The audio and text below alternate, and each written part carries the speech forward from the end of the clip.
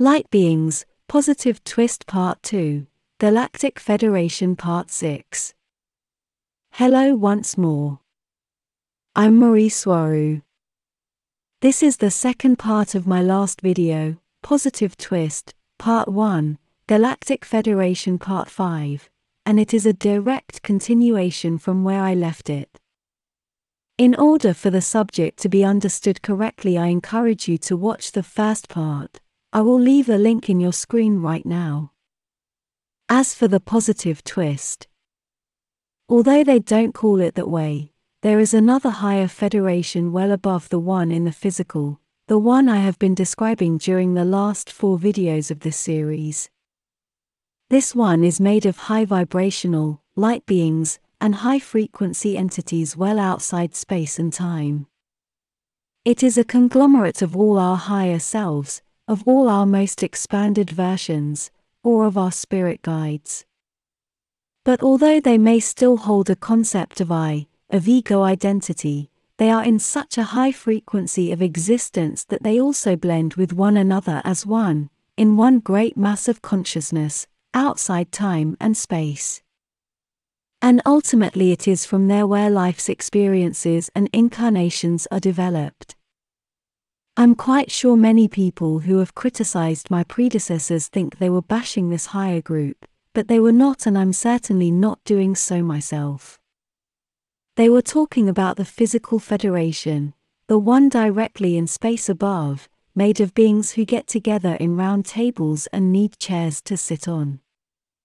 This higher federation can only be made of positive loving beings, because their frequency and vibration makes them be a match to that group, but as they are so close to source as light beings, they don't need chairs and they don't hold councils, and they don't need to go anywhere to meet with each other.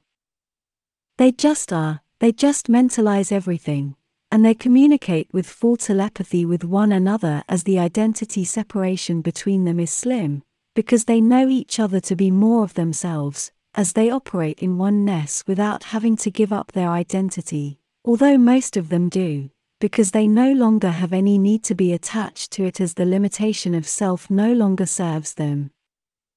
Such beings are outside time and space, so the very concept of here and there no longer applies to them. So they no longer have the need to use starships and space suits, but they may appear to be like in one, only to be able to reach people, to be able to match the limited understanding of the people they need to interact with. That's why many light beings may need to appear as if they were some kind of religious figure, because that is the only way to be noticed and heard by the group they will visit, although more often it will be that group of people who will pin all the religious context on them. But by far, most of the time they will only work through other people in lower realms of existence, the ones who match their frequency best, but only in a mental manner, channeling, and whispering ideas in their ears, better said, implanting concepts directly into their minds. So this leads me to think that on Earth the New Age concept of Galactic Federation is some kind of idealized mixture between this higher group of light beings, and the physical, nuts and bolts, skin and bone, Galactic Federation, made of people, human-looking or not, and with all their qualities and defects. As I explained in my video, same events different meanings from the astral and from the physical side, the same applies here with both aspects of the Galactic Federation. While on Earth in the physical, events may be interpreted as negative, while above those same events are seen from a much more expanded point of view, and no longer seen as negative, and are seen as great opportunities to gain experience.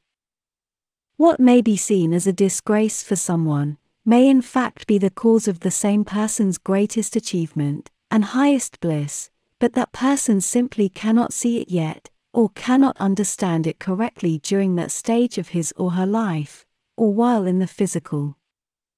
Although the nuts and bolts level of the Federation is still well in the material world, basically being the same realm as the one on Earth, they do hold a much more expanded point of view and understanding of everything that is going on there on Earth. So, in a lesser degree perhaps, they too are experiencing the same expansion of consciousness that causes souls to give a different interpretation to an event that on the physical side is seen only as negative. When you are on Earth, you see and understand things one way, and when you come up here you may see the same events in a different, much more expanded way, and I know this because I have experienced it myself. When analyzing events on Earth from outside, you do change your point of view and your perspective a lot, and you even start appreciating simple things that you never gave any importance to when on Earth. And simply because you are not immersed in the same collective consciousness, you immediately hold another point of view, and all the values and the interpretations you give to the same events change drastically simply because you have a lot more data that gives you a much more expanded point of view. And as one of my friends of the Taygetan Team pointed out, many times you experience that change of perspective, and change of values, and interpretations about past events, changing them from negative to positive ones, while in a single incarnation, and as you grow older, and as you gather experience and wisdom. This occurring wherever you may be, on Earth or on any other planet and civilization. Everybody that has a soul is a light being, and how much of those attributes may show in any given time will only depend on the subject's connection to Source, and that depends on its vibration and on its frequency. The only ones that I would say are not light beings are all those dark entities that spawn from a collective's unconscious in the form of egregores, because they are manifestations of a group, or of a person's fears, and do not hold any direct connection to Source because they need the creative intention of someone with a strong connection to Source, with a soul, as explained in my videos about the paranormal.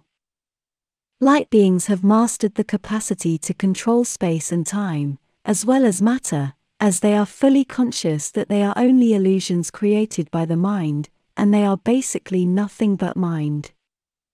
They do not travel in spaceships, and indeed they do not travel anywhere as they know there are no distances.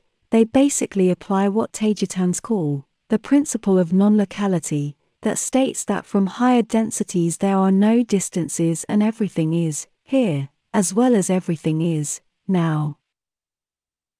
Being that, is your frequency of thought and your consciousness what dictates what you are, and what you experience. It is this what dictates the where you will perceive yourself to be.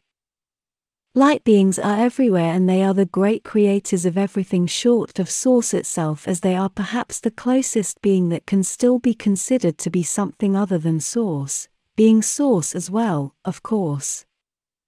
They can incarnate into anyone, or as anyone, to be able to guide directly from inside while in the physical. They may be born, and grow up as normal humans, but remembering all they are, and as they hold the capacity to manipulate space and time, they may be in several places at once, incarnated as a normal human, and at the same time still roam the ethers as full non-material beings. These are often light workers and starseeds. Some will remember everything they are, and work with all their higher perspectives and knowledge while disguised as normal people, and others may remember nothing outside their present incarnation, but still hold their very essence and inner knowing about who they truly are, and with it they act as so. They need to appear in the physical so people can relate to them as someone, with a name, so those younger souls can relate, and be guided by them.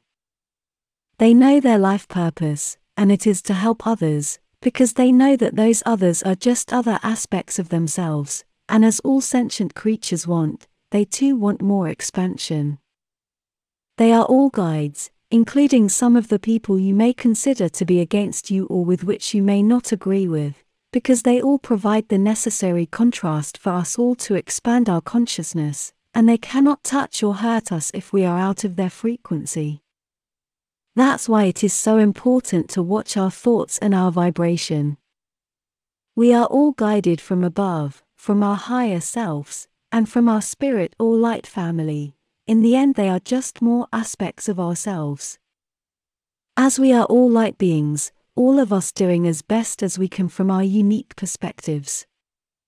We must then be the best versions of ourselves, and that includes when we are not at our best as well, because it is our attitude about those times what dictates our positive outcomes. I'm very sure most of you out there listening to me right now are light beings. Never doubt that you are, don't wish you were one, wishing so is a clear indication that you are one.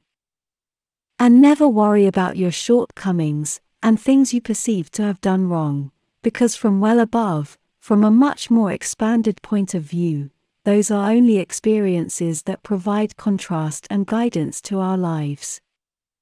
That's why it is so important to forgive, especially ourselves, and not live in the past because it was only a lesson, and what matters is what you do from here on. Trust yourselves. Be the light being, you beautiful souls out there. With all my love. Mari Swaruu.